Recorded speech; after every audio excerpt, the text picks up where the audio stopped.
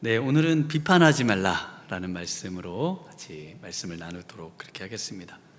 네, 제가 이제 그 초등학교를 다니다가 중학교로 이제 올라갔는데요. 그런데 그 초등학교에서 제가 장애초등학교를 나왔는데 거기서 그 석관동에 있는 중학교를 가게 됐어요.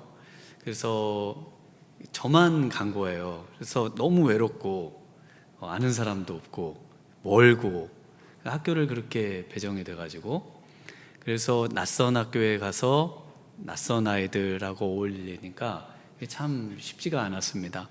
그래서 뒤에 그 아이들하고 어울리다가 아이들이 그 권투부를 들어가길래, 친한 아이들이, 그래서 권투부를 들어갔습니다. 그래서 친구 따라 강남 간다고 친구 따라 이제 권투부를 들어갔죠. 근데 우리 선생님이 이제 그 사실을 아시고는 교무실로 저를 부르시는 거예요.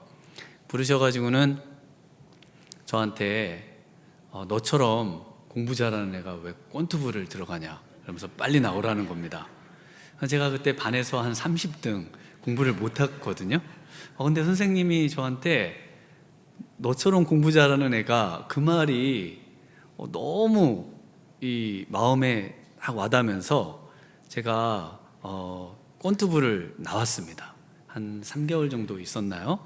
그리고는 그때 만약에 선생님이 그래, 너같이 공부 못하는 애는 그런 길을 가야 돼 라거나, 아니면 저를 그냥 내버려 두셨다면은 아마 우리 성도님들을 못 만나지 않았을까, 이런 생각도 들어요.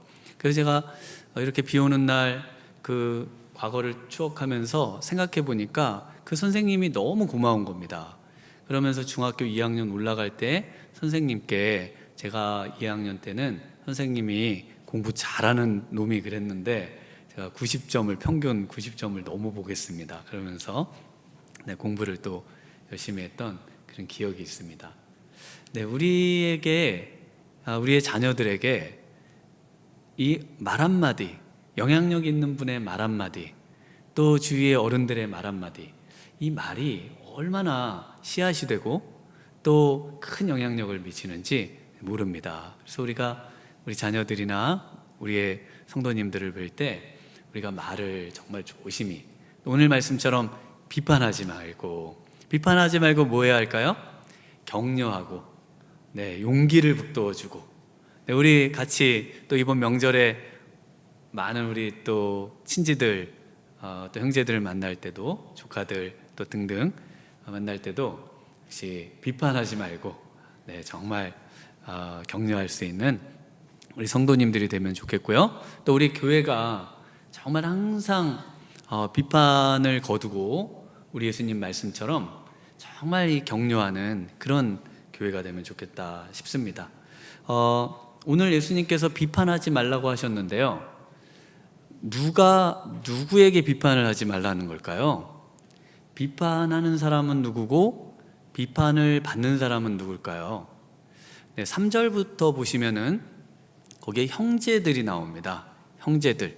지금 산상수훈의 말씀, 예수님의 말씀을 들으려고 제자들과 또 많은 무리들이 지금 예수님 곁으로 와 있는데, 우리 예수님의 말씀을 듣는 그 무리들 중에 형제들이라고 불리죠.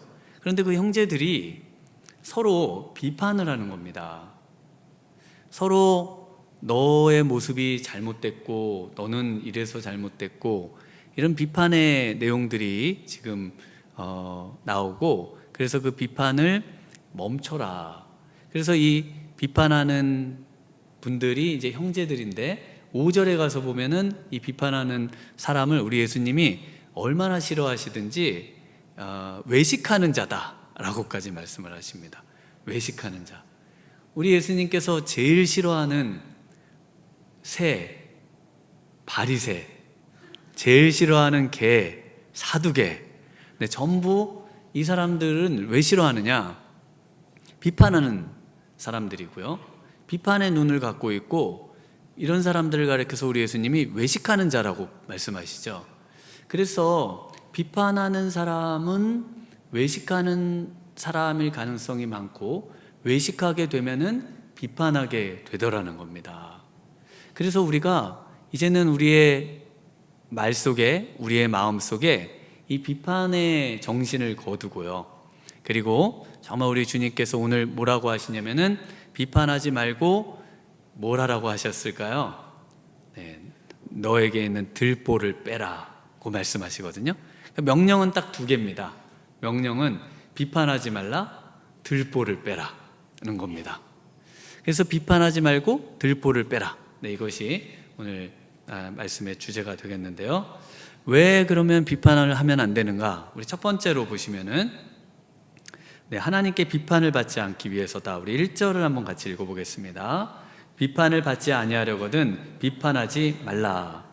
그러면 왜 형제들이 서로 그렇게 비판하는 상황에 놓여 있는가 하면요, 우리 예수님께서 지금 산상수훈의 말씀을 전해주고 계세요. 산상수훈 바로 6장 바로 앞에 말씀에 보면은 이제 세상 사람들처럼 무엇을 먹을까, 무엇을 마실까, 무엇을 입을까 염려하지 말고 먼저 그의 나라와 의를 구하면 이 모든 것을 다 너희에게 더해 주시겠다 약속하시지 않습니까?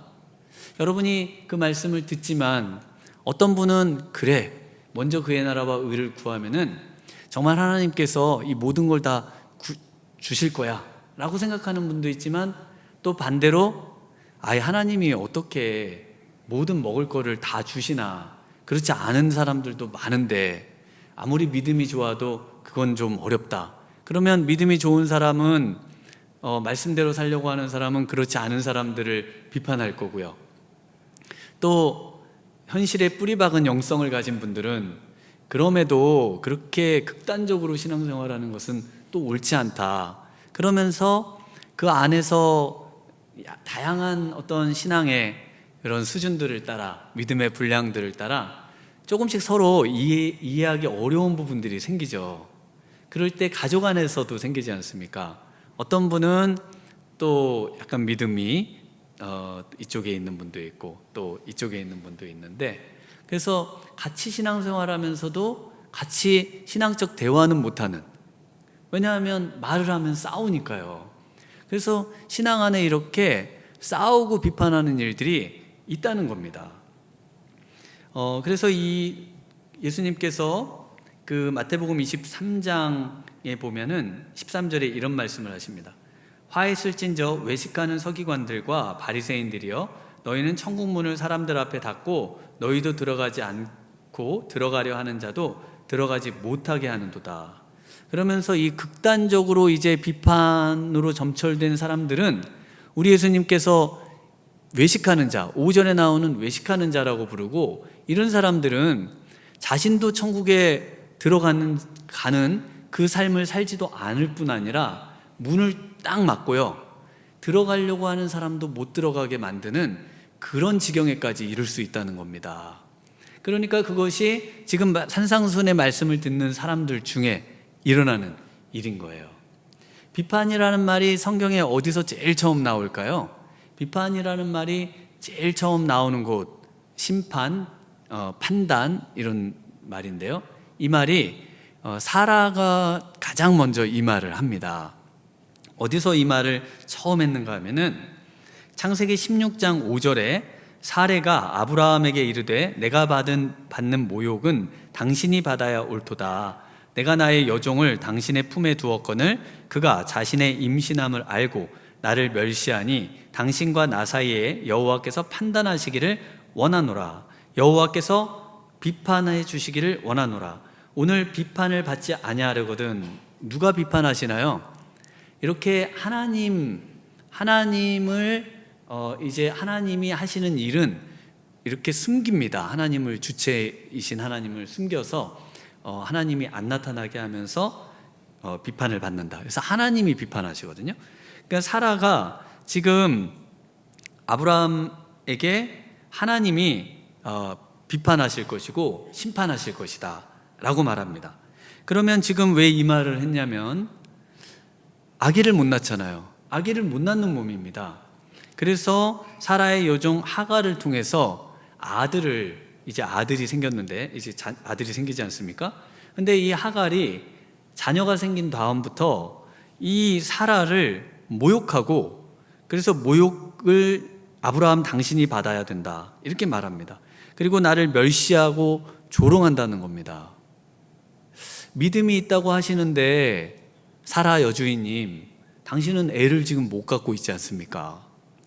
그러니까 계속 상처가 되는 말을 하는 거예요. 믿음으로 산다고 하는데 믿음의 결과가 너무 초라하지 않습니까?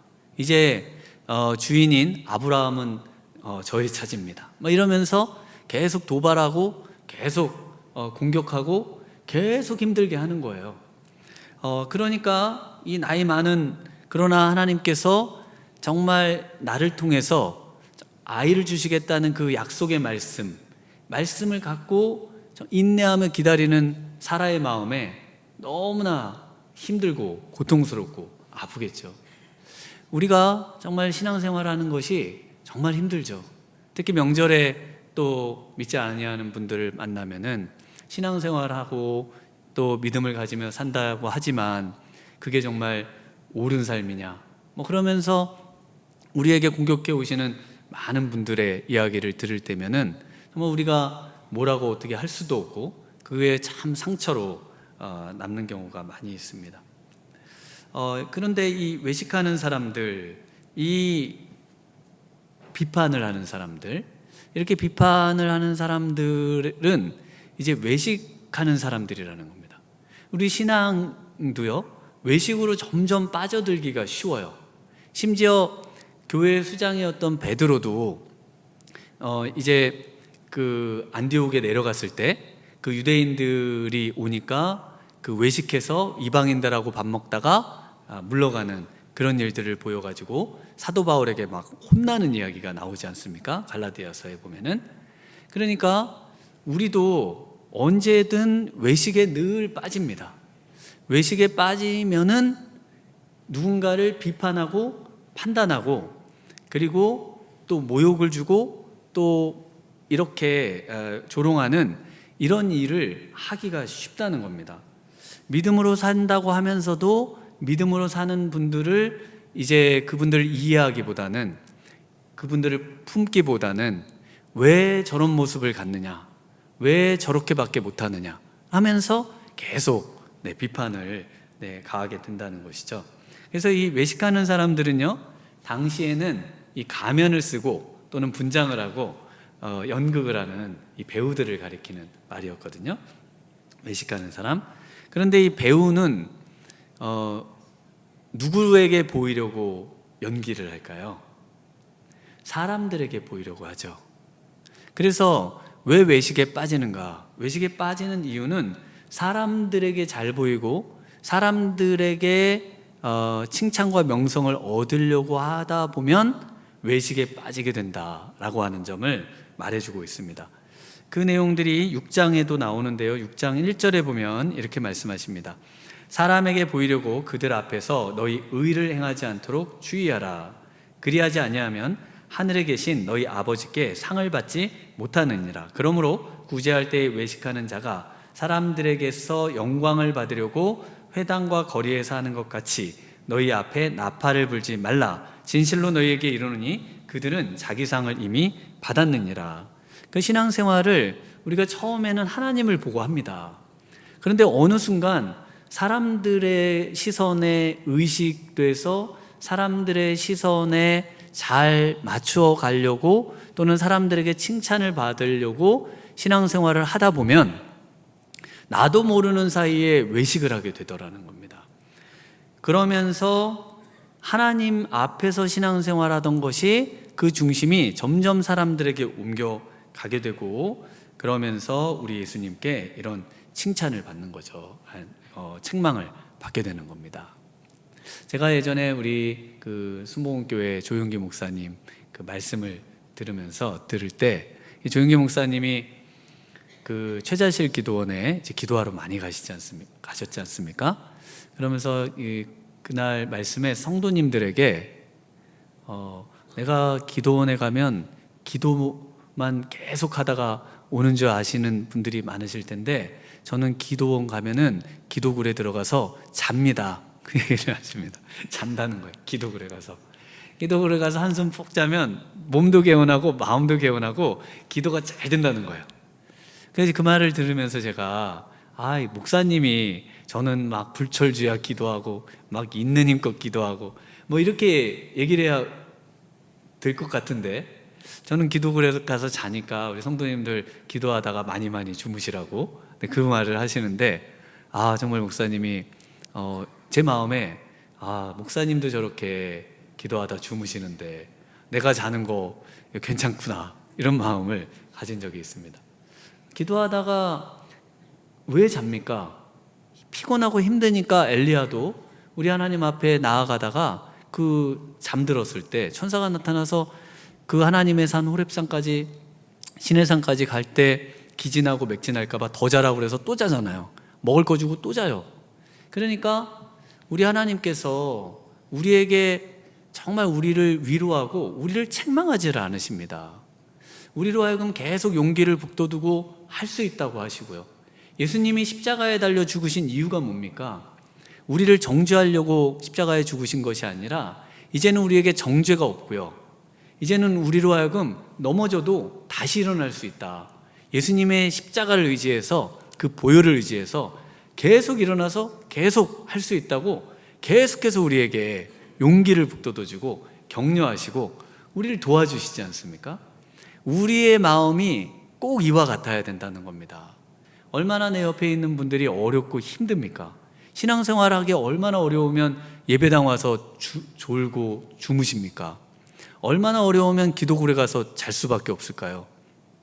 얼마나 어렵게 신앙생활 합니까? 저는 신학교를 다닐 때 새벽에 신문을 돌리고 그리고 나서 그 수업을 들어갔습니다. 그래가지고 너무 어려워서 그 수업에 잘 못 들어간 적이 있었어요. 그러니까 저를 이해해 주는 분들은 거의 없죠. 제가 왜 수업에 저렇게 빠지는지, 아니면 수업 시간에 저렇게 조는지. 저는 졸업이 목표였습니다.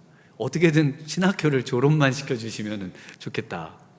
그래서 저는 정말 어려운 분들에 대한 그런 얼마나 어려울까, 이런 생각들 정말 많이 할 때가 있습니다. 아마 우리 어려움 가운데 있어 보신 분들은 그런 어려운, 동일한 어려움에 빠져 있는 분들을 더 잘 이해하시게 되잖아요. 우리가 순간 이런 마음을 놓칠 때요, 그럴 때 어떻게 되느냐? 외식하게 되고, 그럴 때 옆에 있는 사람들을 비난하거나 비판하는 그런 자리로 가게 된다는 겁니다. 왜 그럼 이렇게 비난과 비판의 사람으로 변해지는지 2절에 나오는데, 우리 2절 말씀을 한번 같이 읽어보겠습니다. 너희가 비판하는 그 비판으로 너희가 비판을 받을 것이요, 너희가 헤아리는 그 헤아림으로 너희가 헤아림을 받을 것이니라. 비판, 헤아림. 그래서 굉장히 이제 암기하기 쉽도록 운율도 맞춰주시고 또 라임도 맞춰주시고, 하여튼 뭐 이것저것 또 비유도 들어가시면서 이 말씀을 지금 이렇게 하고 계시는데, 내용은 비판은 곧 헤아림이라는 거고요. 그래서 비판하는 사람이 되는 이유는 비판을 자꾸 받는다는 겁니다. 비판이 오면 그 비판을 처리할 수 없기 때문에 그 비판이 마음에 남고, 그래서 똑같이 비판을 하고 그 비판이 또 비판을 낳고, 그래서 비판이 비판을 낳는 그런 지경에 이르더라라는 것이죠. 저도 이제 그런 경험을 했거든요. 언제 경험을 했냐면 부부싸움 할 때 경험을 했습니다. 부부싸움 할 때. 부부싸움을 하는데요, 그런데 아내가 제가 쓰는 말을 쓰는 거예요. 그래서 왜 그렇게 말을 하냐고 그랬더니, 제가 그렇게 말을 하기 때문에 그 방식으로 저한테 말을 한다는 겁니다. 그래서 저도 제가 말을 막 하는데 왜 그렇게 말을 하냐고 물어보길래, 당신이 나한테 이렇게 말을 하기 때문에 저도 그렇게 말을 한다고 이야기를 해줬죠. 그러니까 그 비판이 또는 그 말이 마음 안에 자리를 잡고 있다가, 그리고는 그 말이 그대로 나가는 거죠. 그러니까 비판적인 분은 왜 비판적인 분이 되었느냐? 그 말을 계속 듣고 산 거예요. 내 옆에 있는 누군가에게 그 말을 들었기 때문에, 또는 그 영향을 받고 그것이 상처가 됐는데, 그 비판의 내용이 동일하게 이것이 내 안에서 해결되지 못하고 그 말이 또 그 사람에게나 또는 다른 사람에게 똑같이 나가는 거죠.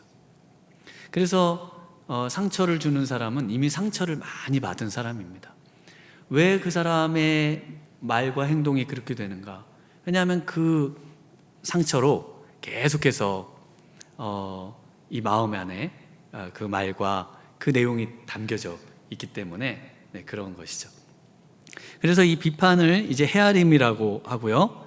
이걸 그럼 어떻게 극복할 수 있느냐라고 할 때 이 헤아림이라는 단어를 좀 생각해 보시면 좋은데요. 이 헤아림이라는 단어가 헬라어로 메트론이라는 단어입니다. 이 메트로놈 아시죠? 메트로놈. 그 악기 같은 걸 할 때 이제 그 기준이 되는 그런 이제 측정기인데, 그래서 이게 기준입니다. 그러니까 이 메트론, 헤아림이라고 하는 것은 그 헤아림, 바로 너희가 기준이 되기 때문이다 라는 것이죠. 그러니까 내가 기준인데 나한테 가해지고 있는 그 비판과 이 내용들을 내가 이것을 가지고서 또 다른 누군가에게 이 기준으로 판단하고 또 비판을 가하게 된다는 겁니다. 그런데 믿음의 사람들에게 있어서 기준은 누구십니까? 믿음의 사람들에게 있어서 기준은 하나님이 되셔야 되잖아요. 그래서 우리가 어떤 비판을 받을 때도 그 기준, 그 말과 그러한 모든 모욕과 그러한 모든 어떤 공격을 어떻게 우리가 처리할 수 있을까요? 이것을 내가 기준이기 때문에 내가 받는 게 아니라 우리 하나님께서 기준이시기 때문에 하나님께서 이걸 뭐라고 생각하실지 이걸 평가해내는 거, 이 작업이 필요하다는 겁니다.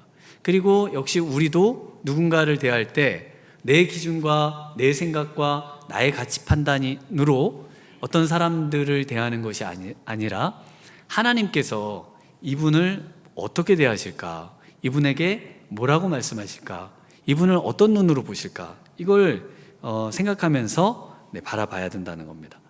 그러면 우리가 기본적으로 나를 바라보는 시각, 또 우리 성도님들을 바라보는 시각, 또 우리 자녀들을 바라보는 시각, 어떤 시각으로 바라봐야 될까요?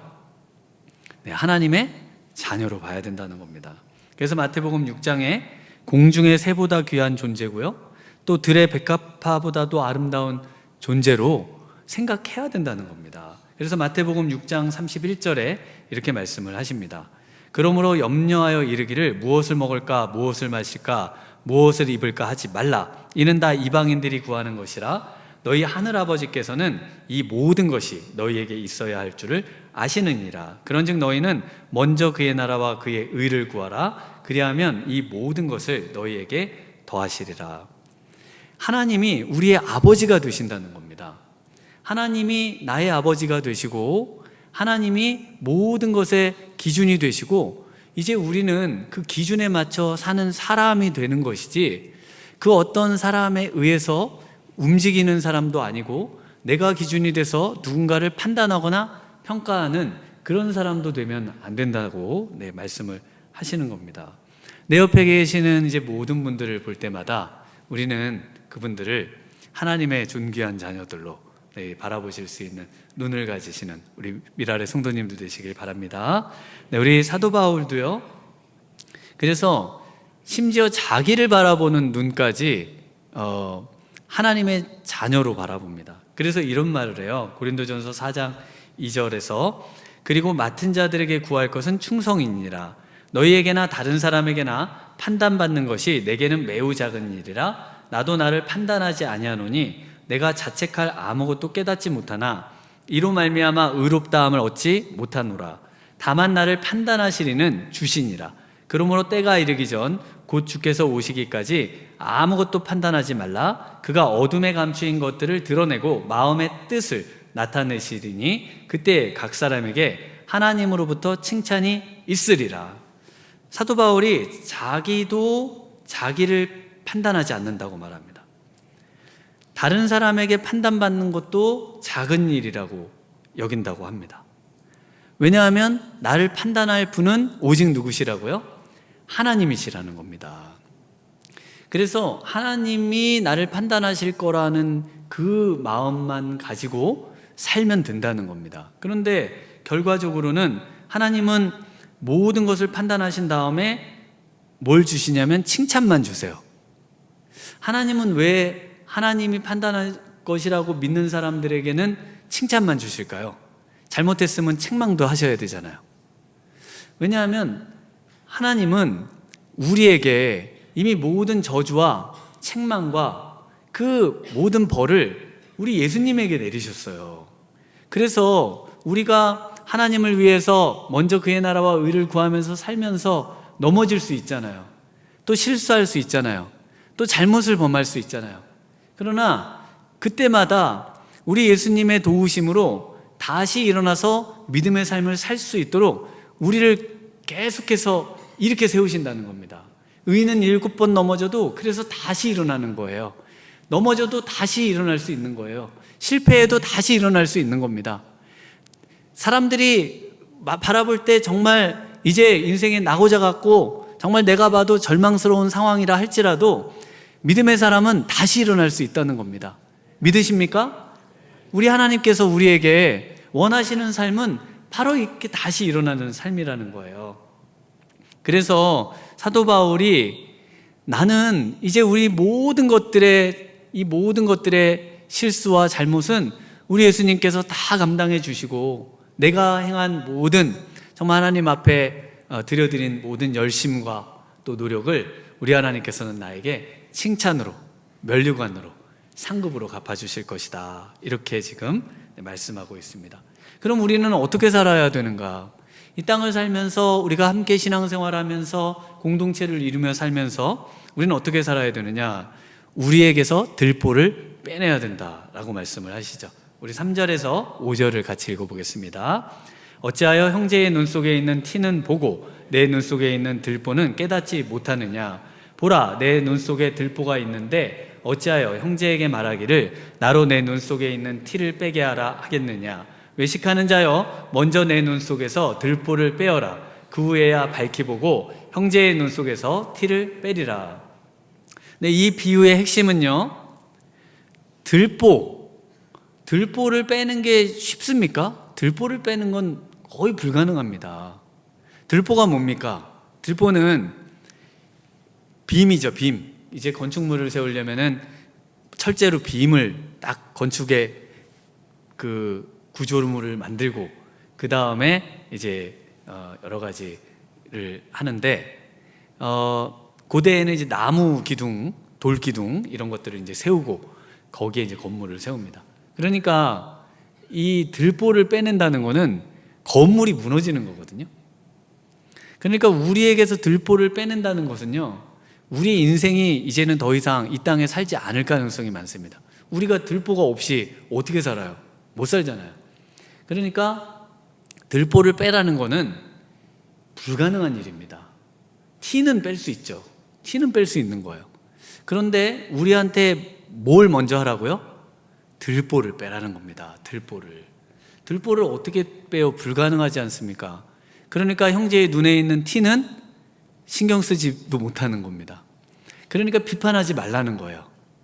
비판하지 말고 내 안에 있는 들보나 빼는 데 집중하라는 겁니다. 내 안에 있는 들보, 정말 내 안에 있는 죄의 본성과 내 안에 하나님의 마음으로, 하나님을 향한 마음으로 열심을 내서 살아야 되는 그런 삶을 살지 못하는 그 삶을 청산하고 자기를 돌아보고 자기를 반성하고 자기를 정말 하나님의 사람으로 만들어내는 그 일만 해도 옆에 있는 사람 신경 못 쓴다는 거예요. 옆에 있는 사람 신경 못 쓴다는 겁니다. 이게 참 어려움인데요. 저는 그래서 사람들을 잘 몰라보는 때가 많습니다. 제가 하는 일에 막 너무 이제 신경을 많이 쓰다가 보면은 이게 참 옆에 있는 분의 이야기를 들을 때 뭐 이렇게 잘 못 듣는 경향들이 또 좀 있을 때가 있어요. 여러분도 한번 생각해 보세요. 내 일에 몰두하고 내게 주어진 사명 감당하고 내가 정말 내 일을 어떻게 잘 할 수 있을까? 그거 골몰하다 보면은 세상에서 지금 무슨 일이 일어나고 있는지, 뭐가 어떻게 돌아가는지 잘 신경 못 쓰실 때 있잖아요. 똑같습니다. 지금 우리 안에 내 옆에 있는 사람 신앙생활 잘하나 못하나 그 사람 판단하고 그 사람 또 내 신앙의 기준으로 그 사람 평가하고 이런 일을 하기 전에 그런 일은 아예 제쳐두고 내가 하나님 앞에 정말 올바른가, 내가 하나님 앞에 정말 우리 하나님 보실 때 칭찬받을 만한가, 이거 신경 쓰면서 살라는 겁니다. 네, 그렇게 사시는 우리 성도님들 되시길 바랍니다. 네, 그런 사람이 돼야 돼요. 50보 100보 이야기 있지 않습니까? 중국의 춘추전국 시대에 위나라의 해왕이 나라를 잘 다스려 보려고 했습니다. 나라를. 그래서 흉년이 들었을 때 곡식을 풀어서 막 백성들을 먹이고 막 그 백성들에게 선한 정치를 베풀려고 하고, 그런데 그 춘추전국 시대에 다른 나라와 별 다를 바 없는 그런 수준의 나라였던 거예요. 그래서 자기가 이렇게 열심히 하는데 왜 좋은 나라가 안 될까? 왜 백성들이 우리나라로 막 몰려오질 않을까? 이런 생각을 했어요. 그래서 맹자를 불러다가 이제 물어봅니다.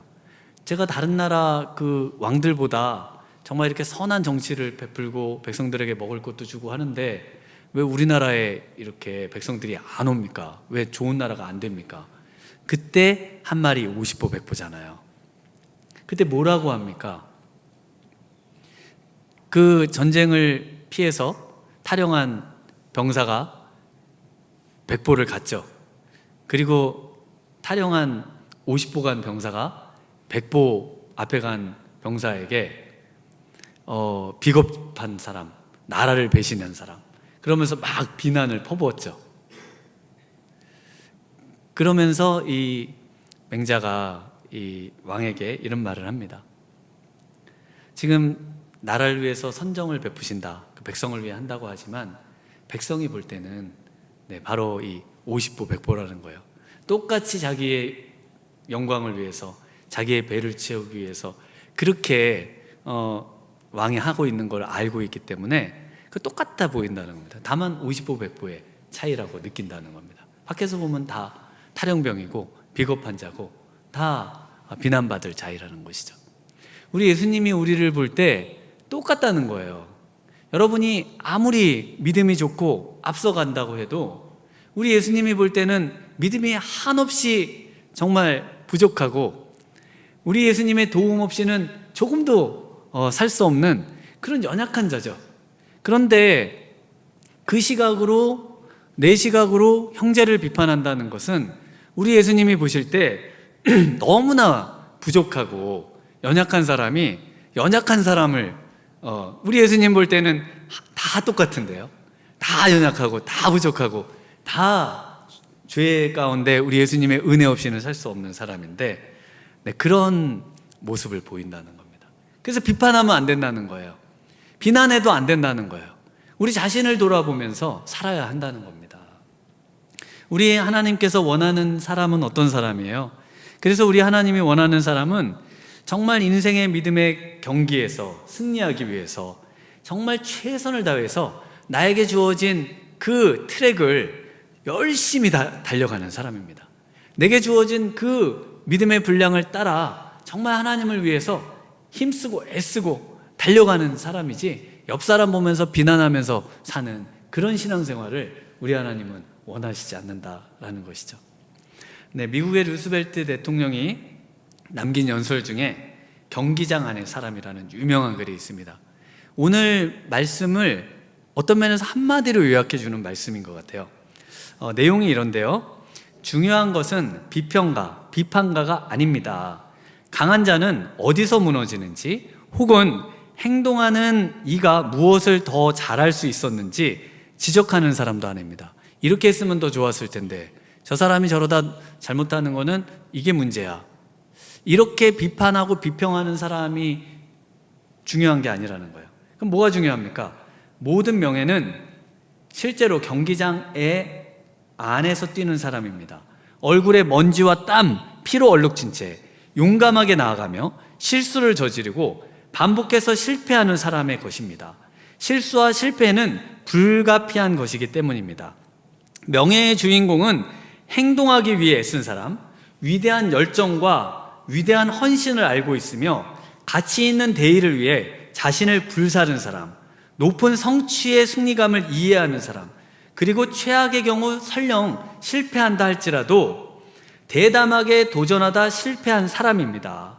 성공도 실패도 모르는 차갑고 소심한 영혼들과는 결코 같은 위치에 있지 않은 사람입니다.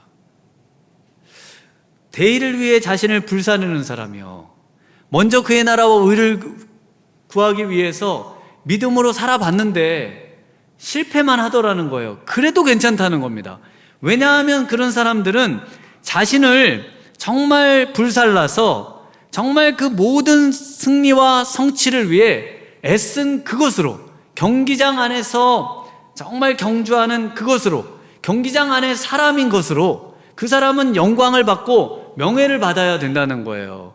우리 예수님이 왜 바울을 칭찬한다고요? 바로 그렇게 열심히 자신의 삶을 들여 우리 하나님 앞에서 정말 뛰는, 뜀박질하는 사람이기 때문에 우리 하나님께서 칭찬하신다는 것입니다. 오늘 정말 우리에게 남겨진 인생의 하반기, 정말 우리 하나님 앞에 자신을 불사르면서요, 정말 전심전력으로 믿음의 경주를 달려가시는 우리 모든 미랄의 성도님들 되시길 주님의 이름으로 축원합니다. 이 시간에 우리 함께 찬양하고 또 같이 기도로 나아가도록 하겠습니다. 우리 모든 상황 속에서 우리의 상황은 정말 어렵고 힘듭니다. 다른 사람의 눈치 보고 다른 사람들 생각하고 우리의 신앙의 믿음을 정말 다름질을 달려가지 못하는 그런 신앙이 아니라, 그럼에도 불구하고 정말 주님 앞에 내 삶을 드리고 내 인생을 드리고 정말 주님 앞에 칭찬받기 위해 오늘도 눈물과 먼지와 땀을 흘려가며 승리하는 그런 삶을 꿈꾸면서요, 이 찬양 우리 함께 찬양하도록 하겠습니다. 모든 상황 속에서, 모든 상황 속에서 주를 찬양할지라, 주를 찬양할지라. 주는 너의 큰 상급, 주는 너의 큰 상급. 우리 주님 도와주실 줄 믿습니다. 큰 도움이시라. 주의 얼굴 구할 때, 주의 얼굴 구할 때, 주의 영을 부사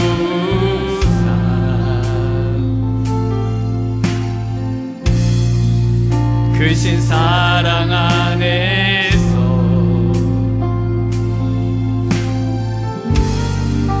주를 보게 하소서.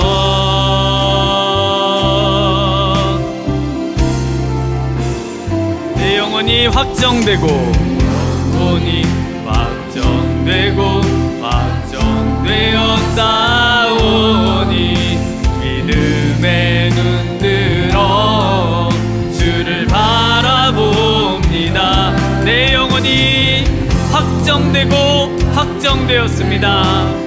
확정되어 싸우니 믿음의 눈 들어 주를 바라봅니다. 다시 한번 고백합니다. 내 영혼이 확정되고, 내 영혼이 확정되고 확정되어 싸우니 믿음의 눈 들어 주를 바라봅니다. 내 영혼이 확정되고 확정되어 싸우니 믿음의 눈 들어. 우리 다시 한번 고백할까요? 내 영혼이 확정되고 확정되었습니다. 내 영혼이 확정되고 확정되어 싸우니 믿음의 눈 들어 주를 바라봅니다. 내 영혼이 확정되고